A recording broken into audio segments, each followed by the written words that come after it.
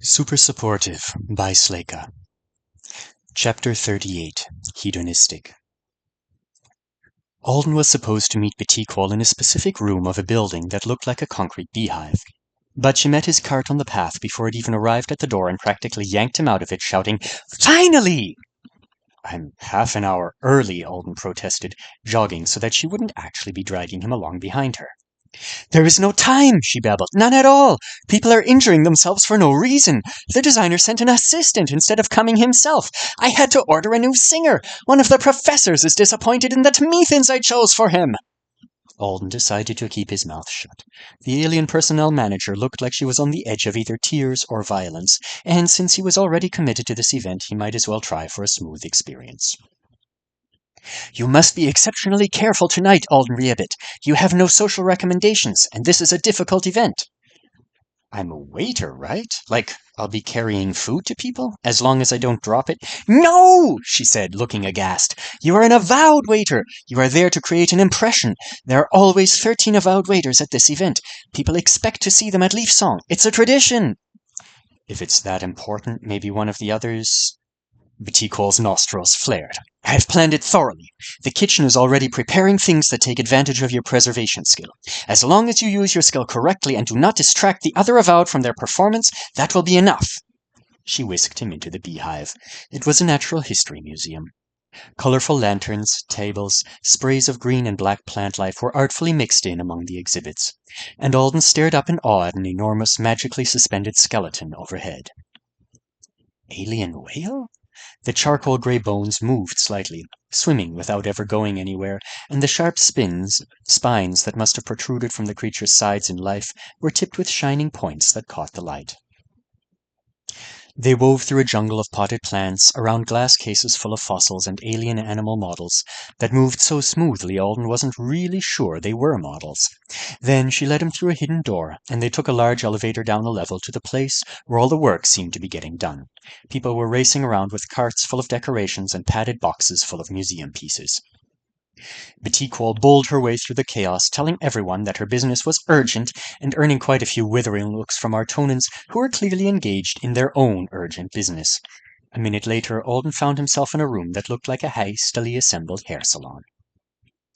When it said to arrive early for a uniform, I wasn't expecting a full makeover. He'd thought he would be taken to a closet full of spare shirts so that he could try them on, or something similar. Of course, he'd also thought that being waitstaff meant being waitstaff, and apparently that wasn't quite right. He was stuffed into a chair by a tiny old woman with dark purple-brown skin and a lot of beaded necklaces. She gave him Wevy in a wooden bowl and started examining him through a pair of glasses with square rims. "Nice," she said, pinching his cheek lightly. At his startled look, she stood on her tiptoes and peered deeply into his eyes. "Pretty." "Thanks." "Good strong back," she said. "Hard worker." Is that important?" he replied after a moment's hesitation. "What are the arms like?" she muttered to herself, squeezing one of Alden's through his shirt and making a disappointed sound. "I think a 4-foot-tall centenarian is disappointed in my upper body strength." The only thing keeping his feelings from being a little hurt was his confusion. She was doing his hair or something, right? Not hiring him to tend the oxen on her family's farm? As if she'd read his mind, she dug all her fingers into his hair. "Lots of this," she said. A vivid image of Stuart's half-bald, half-French braid look popped into Alden's mind, and he shuddered. He was so busy trying to think of ways to convince her not to try that particular style out on him that it took him a while to notice the old lady's mirror was measuring him while he sat there. A network of red lines was appearing on top of his reflection, and there were Artonan numbers out to the side. Why would anyone need to know the length of my nose? Betequal was standing by the mirror, examining one of the 3 inset screens. Alden couldn't see around her to the one she was looking at, but the others showed what appeared to be designs for armor and prosthetic add-ons for his face. Alden suddenly realized that he would be wearing an elaborate costume tonight. Unexpectedly, the idea brightened his mood a little. It was stressful to be doing a social event at all, and he was still frustrated and worried to be here, at a party, instead of on Moon Thagund, where he was actually needed, instead of some convenient place to complete the special magic number of avowed Betequal had in mind. But judging by the designs, it looked like his costumer was planning to put him in a set of green scale armor. That was kind of cool. A decent costume would give him a starting point for conversations at least, and "This is no good," Betiquol said, her tone dismissive, as she swiped away whatever it was on the screen she'd been peering at. "I have decided that his entertainment for the night will be his skill. The kitchen has already been informed that they have to make use of it with the food. A costume like this will draw attention to him instead of whatever he's carrying. Make it simpler." "The green rabbit is popular," the old woman said absently. "Costume changes color throughout the night to represent the journey from youth to adulthood. Very appropriate for a young human. I spent all afternoon designing the effect. It's nice." "I just said it's no good," Betiquol argued. "The joint claws are carved from bone, and the scales are coated with powdered—" "I don't care how you cobbled it together. I don't want him to be the focus of attention," Betiquol argued. "He's just going to be a backdrop for the culinary special effects. Make it subtle. Maybe a beige rabbit to match the museum walls, and tuck the wings." "I am an artist, not a technician." You're just a fill-in the costume company sent," Betiquol said dismissively. "Have you ever even costumed an alien? Make it beige. You have a short while to redesign it while I go through the rules of service with him." The old lady made an angry noise and stomped over to her screens. Alden gave her an apologetic look in the mirror. Betiquol had whipped out her tablet, and now she was talking rapidly about what he'd be doing. She had an annoying habit of micromanaging the assignment so that every single step of the evening became a part of the quest. Timers were popping up in front of his eyes for every little thing. There were even an allotted number of minutes for his bathroom breaks. This is incredibly obnoxious, he thought, watching the timers minimize themselves into a string of green lights in his peripheral vision. The system here on Artona 3 did a good job of presenting him with information when he needed it, and keeping it out of his way when he didn't. But he much preferred Joe's method of giving a broad assignment and then offering advice on how to complete it, rather than a bunch of official quest steps. Alden would naturally have been polite to guests who spoke to him at the party. Being ordered to do it, complete with a reminder that would flash over people's heads, made him want to act like a barbarian to spite Betiquol. He distracted himself by shoving his hand into his pocket and swapping Joe's magic ring from finger to finger. It was capable of resizing itself, but not infinitely. It was too loose on his pinkies. He'd spent the whole of the afternoon lab session playing with its magic by subtly manipulating the bottle full of pills he had neglected to take during his emergency teleport. Joe had said the ring would make up for the lost dexterity stat for the coat, and that he had led Alden to believe it would work similarly. It was a completely different effect, though. It was like anything he held in the hand with the ring on it didn't want him to let go of it. Everything clung to his fingers for just a fraction of a second after he dropped it. Heavy or light, the weight of object didn't seem to matter much. Alden had tried it out on some of the lab equipment after the students left, and he'd almost broken a beaker trying to show Sophie how he could splay all his fingers, and it would hang for an instant, pressed against his palm like it had been glued there. To his disappointment, this sticky effect didn't work on items he was currently preserving. If his skill was active, it was like the ring wasn't there at all. But at least it would keep him from dropping the items when they weren't in the preserved state. By the time Betiquol left, there were a couple of humans from the boater and a lorch present. They were getting dressed in their own costumes, with help from an Artonan man. One of the boater members had arrived with her makeup already done, so they clearly knew the drill from previous years, or had been prepping for it over the course of the week. She had a river of purple paint running in a line down the center of her face. One of the lorch was in a leather costume, absolutely bristling with short blades. Maybe he's a Meister of Knives? Since Alden was going to be a Riebit, it seemed reasonable to assume that the other avowed would have class-specific outfits. Chris from the boater was taking an elaborate headdress covered in gears out of a box, and he was a right, so it seemed like a good guess. The old woman waited until Betiquol had been gone for a long while before she started speaking again. She was flinging makeup brushes around with a lot of force and breathing rather loudly for such a small person. "I'm an artist," she told Alden as she swiped away the image of the beige and brown robe and wing set Betiquol had approved with a wrinkled hand. She's probably just really stressed out," he said placatingly. He didn't know if the woman had a translator or not, because she kept right on steaming as she started opening drawers and slapping packets and bottles onto the table beside her. "Have you ever costumed an alien?" she said in a mocking whine. "I used to own this company. I've costumed species that looked like amorphous blobs, and they looked fabulous when I was through with them. I came in today as a favor because they called at the last minute, and my grandson's team has another event." She is definitely going to shave my head, he thought, staring as she approached with a slightly larger version of the hooked razor he'd been given in his care package. You know, I don't care a ton about my hair, he said, but I do like having some of it. Even if it's really short, that would be better than nothing, in case you were wondering.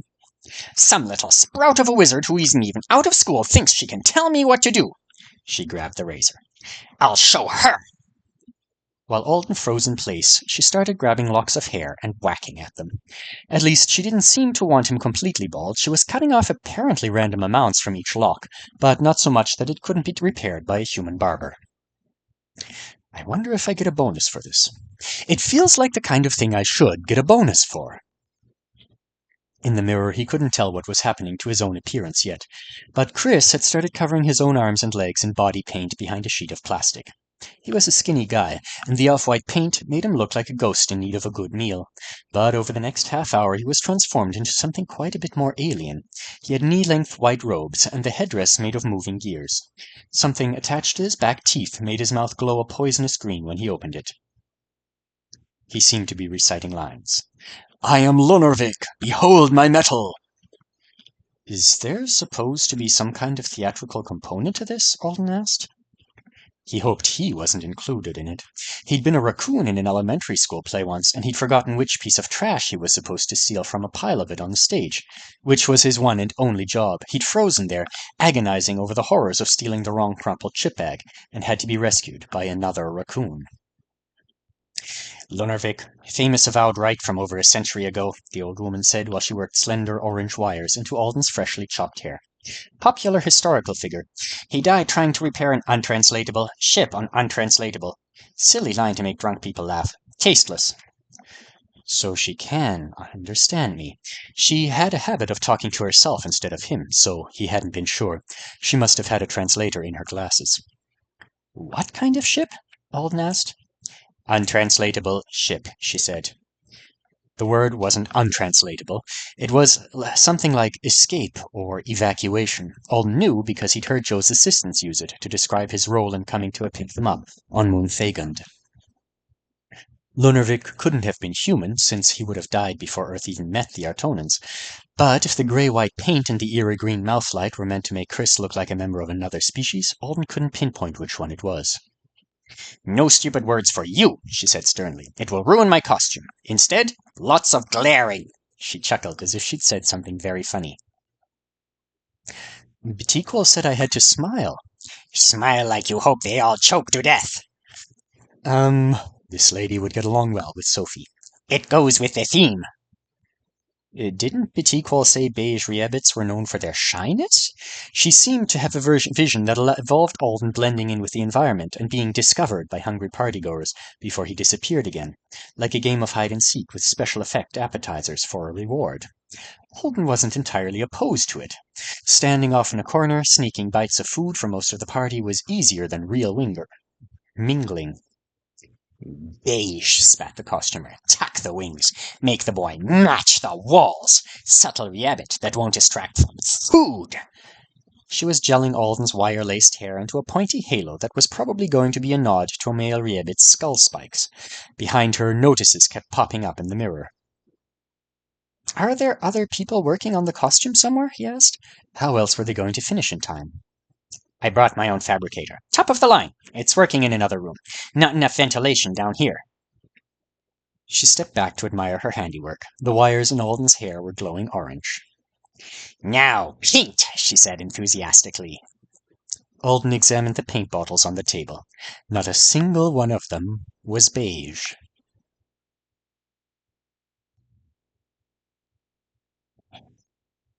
The old woman didn't finish Alden's costume until there was a timer blinking in his vision reminding him he had to be upstairs in a few minutes. It had far less to do with the complexity of the outfit, which had been delivered to them fully made almost an hour before, and more to do with the fact that she seemed intent on making absolutely sure Betiquol would be unable to alter anything about the design. Alden examined himself in the mirror. He didn't always get Artonans, and he knew next to nothing about their fashion, and even less about what they wanted from Avowed at their parties, but a loud enough screw you was universally recognizable.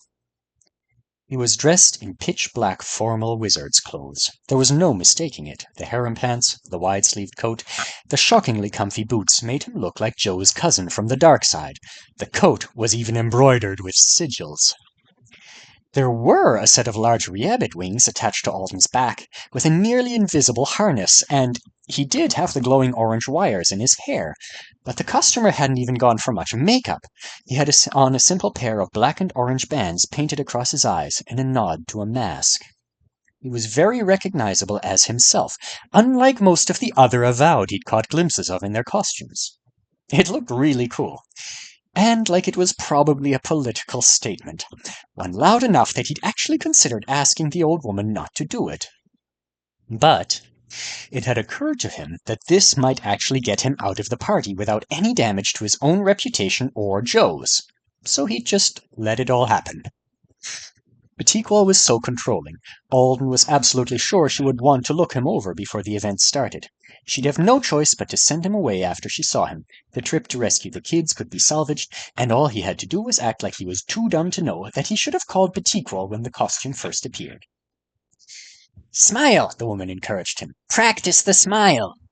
All right, like I want people to choke. It was easier than it should have been to get the expression right. The fake fangs she'd given him pulled a lot of weight, turning any half-hearted smile faintly sinister. Apparently the variety of rabbits he was representing was known for its rebellious nature. The costumer cackled joyfully and patted Alden's arm. "Good work! I'll sign it." He didn't understand what she meant until she literally pulled out a silver marker and grabbed the edge of a wing to sign her name on it. "Met-Usa?" Alden asked, trying to pronounce it right. "Yes, my masterpiece. Those dressed by Met-Usa do not blend in with walls." He finally left the dressing room and maneuvered his way through the hall, careful not to bash his wings against the carts full of tableware and covered platters that were lined up by the elevators. Met-Usa followed after him, chortling to herself at every shocked stare they earned from the co-workers. She seemed absolutely delighted to be making a scene. Alden pressed his palm to the elevator panel. Part of him expected Batikwal to bust out to tackle him to the ground the second the doors opened, but instead he came face to face with Manon, who was a pastel pink rabbit in a jumpsuit patterned with rhinestones, and the Lorch with all the knives. "That's a bad idea," the Lorch hissed, brow ridges crinkling as they stared at Alden. "That's a very bad idea." Manon looked a little shocked. Then she smiled as well as she could around her snout. "Don't worry, I'm sure it's fine." "We should call the manager," said the Lorch. "She couldn't have approved this." "Oh, Batikwal is so busy, though. We humans have given her a really hard time today. First there was Laura's accident, and now Farhan is having an allergic reaction to one of the floral sprays." She shook her head. "In fact, let me head upstairs with you, Alden. Batikwal was supposed to be there to talk us through everything one last time, but she's going to miss her chance at this rate. I've done this so many times I can cover it myself." Her lips had been painted to match her face, and she had costume contacts in. When she smiled, she really did look like a snake. "I was so paranoid about her arranging my thoughts, but I'm almost positive she hasn't done anything to me lately, and she seems shocked by the costume. Yet here we all are." It wasn't like he had proof, but this felt an awful lot like someone had been pulling strings to create a perfect disaster for Batikwal. Warthog's wrong about Manon and her dolls not being a big deal. If you manage the lives of a dozen people, there's a ripple effect. Even bystanders get pulled into it in unexpected ways. Maybe Manon didn't know what the real-world effects of her rearrangements would be. She was just aiming for a finished puzzle that suited her. Or one that didn't suit Batikwal. Alden was too high-ranking to control, so she hadn't wanted him near her boater. But break the correct doll's knee, and Alden, or someone else like him, would just fall into place with the rest of the puzzle. Make another doll stand next to a hay fever bouquet, and all of a sudden, the personnel manager was busy at just the wrong moment to notice Alden, Manon, and a beaming Met-Usa stepping off the elevator into the museum. Well, something this dramatic probably didn't happen every time the rabbit shoved delicate pieces around. Batikwal had done more than her fair share of the work. She'd been abrasive to so many people this week. She was bound to butt heads with someone who was willing to butt back, eventually. But this was going to completely ruin Alden's escape plan. If nobody in charge saw him, how was he going to get out before the party started? And how mad are the people in charge going to be when they look like jokes in front of all the guests? I need to pee, he said suddenly. Where's the bathroom? Oh, we've only got a few minutes before the doors open, Manon gave him a reproachful look. We have to line up for the welcome of the incoming guests. Then I'll pee fast. System, where's the bathroom? Manon made a sound of protest, but it was hard to seriously argue with someone who claimed they urgently needed the toilet. Alden dashed towards the restroom. Medusa chased after him at a shuffle, calling out warnings every time she thought the giant black wings might crash into one of the displays. The second he was alone in the restroom, he texted Petit-Quol, and promptly got a notice saying she'd listed him as a low-priority contact and he'd be added to her queue. Next, he called Joe. He'd requested video, but Joe set it to audio. Hello? Do you miss me that much after only a few hours, Alden? You're getting very dependent, you know. You're coming to the party tonight, aren't you? Alden said in a rush. Are you at the museum already? Maybe if he threw himself in front of Joe, the professor would have an excuse to complain to someone and get him thrown out. I'm on my way there in a cart full of some very charming friends. Then via text he added, I'm only talking to you at all right now because this group should think you and I have an unusually close bond. I can't do this even at the party, so get whatever it is off your chest quickly. He must be with the students from the mission incident, Alden realized, or their parents. They would probably be relieved to think that Alden was one of Joe's private contractees. It made it less likely that he would go around blabbing about their mistakes. How much trouble would I be in if I wore the wrong outfit to the party? Alden asked. I'm flattered that you love the lab coat so much, but it's really not formal enough. You should wear what you're given. I am wearing what I'm given. Petit-Quol was incredibly condescending to the costumer and... Wait, is there a way to... System, send Joe a selfie. Like, a picture of me in my costume. Can you do that? Joe sighed. I'm embarrassed for you in this moment, he said, his face appearing to float in front of Alden with no background whatsoever. What's so awful about... He trailed off, looking speechless for a couple of seconds. You can see me, Alden gestured at himself. Do I need to fake a stomach virus and hide out in here until someone comes to fire me or something? Alden, I'm stunned! You make such a stylish wizard, with embroidery indicating you're quite accomplished in the transmogrification field, which explains the wings. You must instruct me, master, for I am but a lowly... Joe, please, said Alden. Well, it's definitely a statement. A controversial one. I figured that out, but are people going to throw spells at me or just ask me to leave the party? No one is going to throw spells at you in public, silly. How did this happen to you again? And why didn't you just call the personnel manager when it started happening? Petit-Quol made this ancient lady named Metusa really angry, and I was pretty annoyed with her too, and I know that's not a good excuse, but I figured nobody could blame you or me for it, and I could maybe go pick berries tonight. Only now Petit-Quol's not even around to send me back to the dorms, and I'm going to have to actually wear this in front of everyone. Joe's face turned sideways as he spoke to people in the cart with him. The system didn't translate, but it seemed like a lively conversation. Joe laughed several times before he looked back at Alden. The consensus is that it's funny, said Joe. Wear it. Funny. Too outlandish to be offensive to anyone who's not absurdly sensitive. Embarrassing for the honors student and, by extension, the school. But someone says your costume designer used to be a fairly well-known local artist.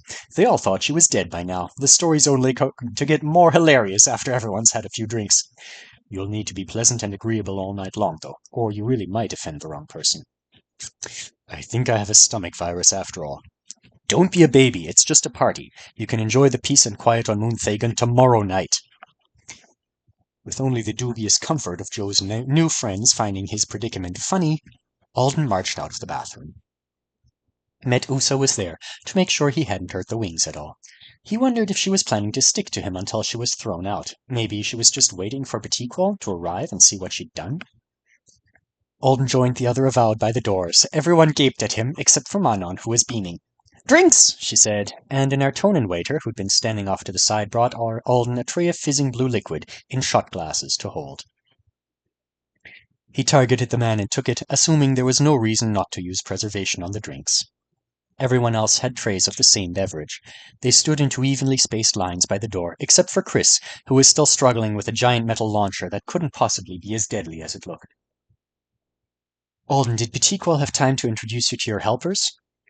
She didn't, said Alden, but she mentioned them. Manon pointed out the four of the real waiters, non-wizard Artonans, who would keep him supplied with whatever he was supposed to be serving, and take over his zones of the museum whenever he was otherwise engaged. Alden wondered if they'd all looked this incredibly nervous before he arrived. Maybe they did, he thought hopefully. Maybe it has nothing to do with me. The overhead lights went off. The ceiling behind the flying whalebones turned into a field of stars. The museum was suddenly a dark forest of greenery and colorful pool of lights from the lanterns. The display cases and ornaments on the walls were lit at random with gold spotlights that faded in for a couple of minutes and then out again as other objects took their turn. Alden stepped from side to side to keep his tray of drinks cold. At precisely the right time, the doors swung open, and a group of wizards Alden assumed were in charge of the school walked in, chatting with a crowd of well-dressed people. Prospective students and parents flooded in after them. Alden held out his drinks. He was trying to smile, but he was afraid his fangs were making it look like a glower. A man dressed in a rainbow-colored coat stopped in front of him and stared. He had so much embroidery on him that he looked like a tapestry. Oh my God, Joe was wrong. I'm going to get turned into a frog. I bet this guy can do that. I bet he can turn me into one of those alien frogs with the turtle shells. It's karma for letting Batikwal kill that one on my first day here. The man turned to a woman in a similarly embroidered outfit behind him. Well, this is new, he said with a laugh. He took one of the drinks from Alden's tray, thank goodness he'd been frozen in place long enough for them to no longer be preserved, and lifted it in a toast to the crowd behind him. To the souls of those who no longer celebrate, he shouted. Everyone who poured through the doors was grabbing a glass and lifting it. All of a sudden, there was a thunderous roar, and streamers of light and glittering sparks showered all of the guests. Chris looked relieved to have finally got his launcher to work. I am Lunarvik, he cried, the gears in his headdress spinning madly. Behold my metal! The party was underway.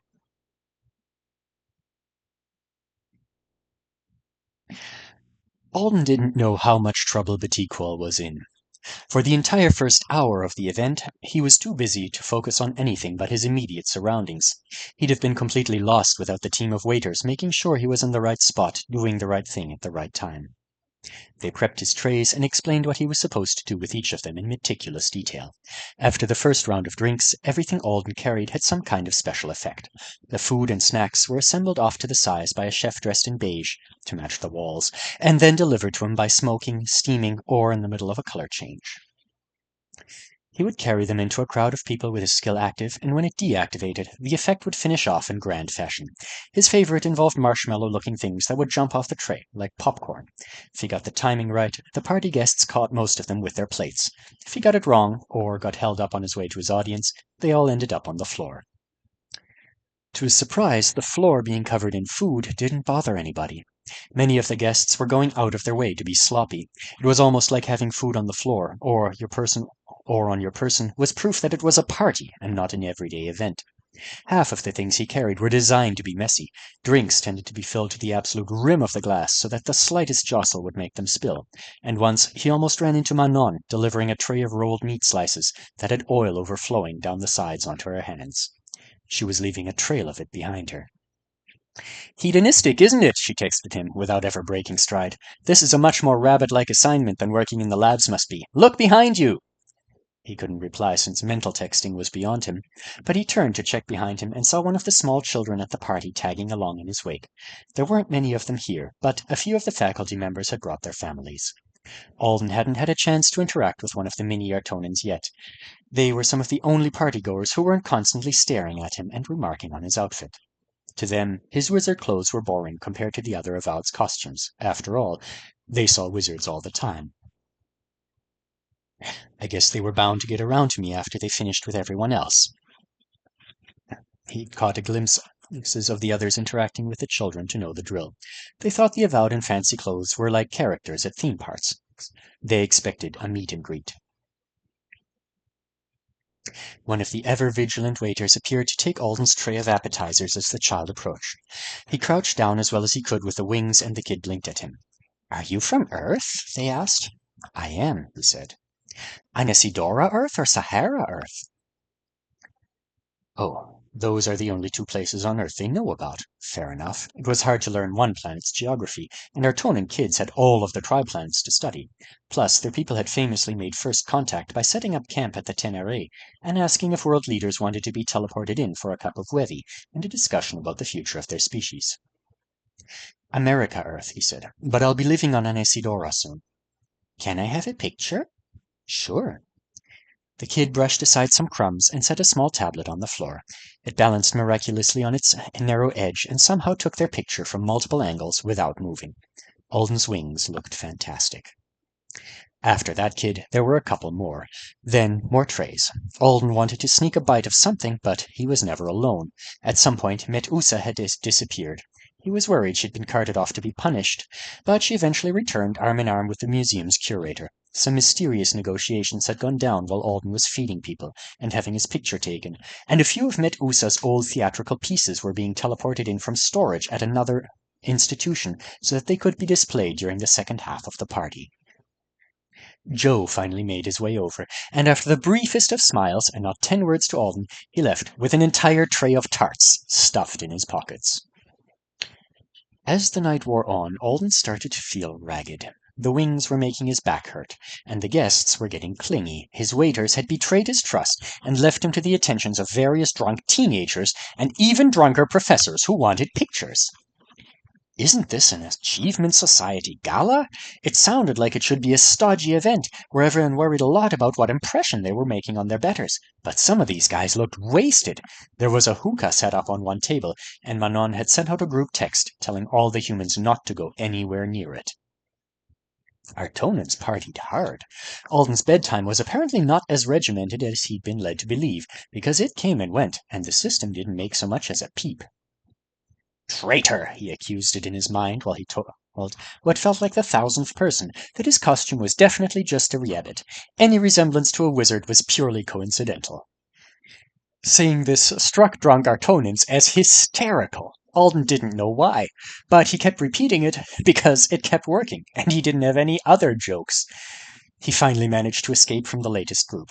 He'd made it all the way across the museum to the edge of the party. Success! And it had only taken a full hour and a half of trying. Now, if he could just hide behind a plant or a taxidermy dinosaur and wait for this thing out... Excuse me, Riebit, said a voice from behind the giant potted fern Alden had just been thinking of as his future protector. Can you come here for a moment? No, I don't wanna! He'd practiced smiling so much tonight that his cheeks ached. He stepped around the fern and was surprised to find a table and 2 chairs sandwiched between it and the wall. There was no way that had been part of the original floor plan for the party. The pair of wizards sitting there appeared to be sober, which was probably a good thing, since the woman was visibly pregnant. The man had long straight hair, such a pale shade of purple that it was nearly white, and he didn't look up from the book he was reading as Alden approached. Actual leather-bound book, Alden noted. He brought it to the party instead of just reading one in secret on a tablet. That was refusal to socialize on an advanced level. He could admire it. Do you need anything? Alden asked. Something to eat, maybe? No, she was smiling. Would you just stand there for a minute? Alden stood, wondering if she was about to take his picture. But she made no move at all to do so. She looked at him for a while, then turned to stare off into space and ignored him. Wait, am I dismissed or not? He kept standing. They'd tell him to go away if he was supposed to, wouldn't they? With nothing else to do, he stared at them. Their formal clothes were a little odd. It was like they'd been based on the traditional wizard's garb that Alden was currently making a mockery of, but someone had wanted to make sure that they couldn't be mistaken for the same thing. They had elbow-length sleeves instead of long ones, tighter pants, patterns of small metal studs instead of embroidery. Neither of them had a tablet or visible lens of any kind, not even the metal rings around their iris.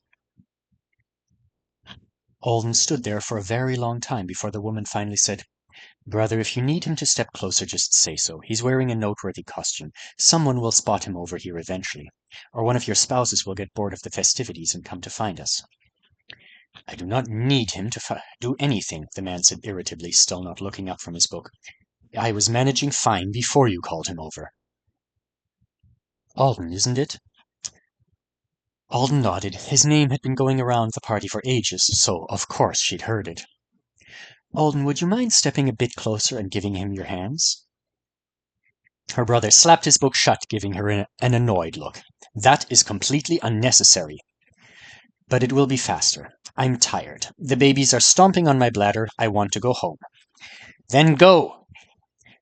If I go, your pride won't allow you to get anything done, and then you'll lurk around the house worrying over questions that have perfectly obtainable answers. Alden watched the argument devolve with wide eyes. What kind of disagreement was this? Hold Alden's hands.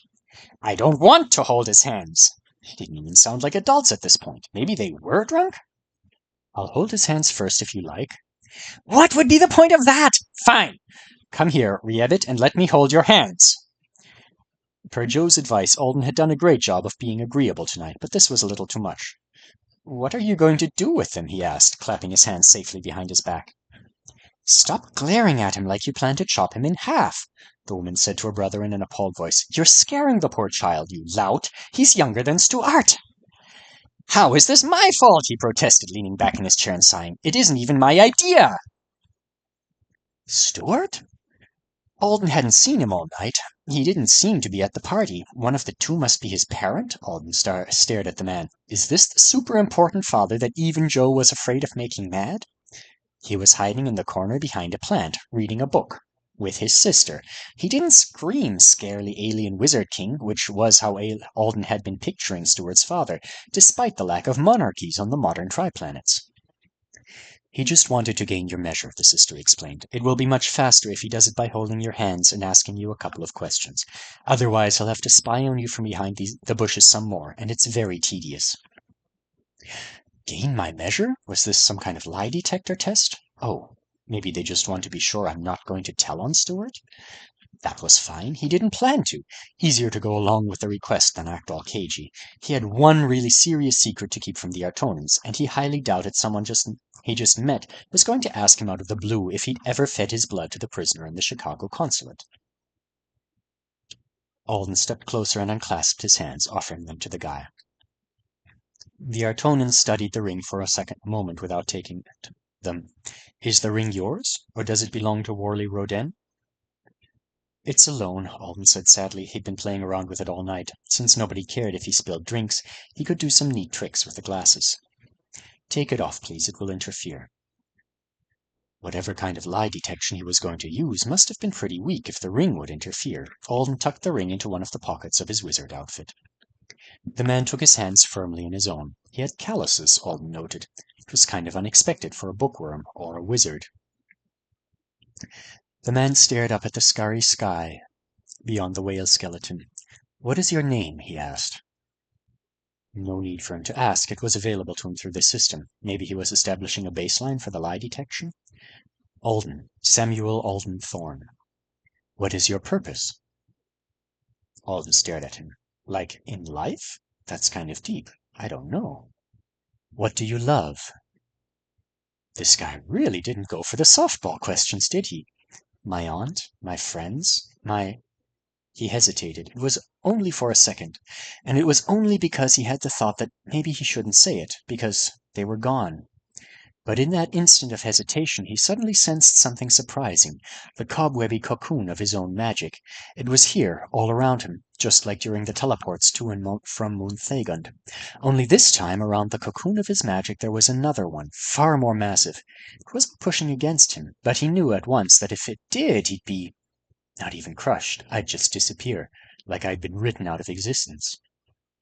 It wasn't a guess. He knew it for a fact. Alden's heart was pounding. The Artonan was still staring up at the fake stars. Are you afraid? Yes. Lying was unthinkable. Is this the most afraid you've ever been? No. Lying was impossible. The man smiled faintly. Ah, that's unusual. What's scarier than me? When I was 10, I found a photograph online of the guy who was responsible for my parents dying, of what his body looked like after he'd been dealt with by an S-class brute. I have no idea where it came from. He was on a metal table. I guess maybe the investigators took it and it leaked. He'd seen it in real life, but the emotions had been dampened then, a few years later. It didn't bother me. It didn't bother you. It made me satisfied. Made me feel like the world was fairer. I looked at it every night, and I slept like a baby. And that made you afraid? When it disappeared from the web, and I realized what I'd been doing, that was when I was afraid. A complex emotion.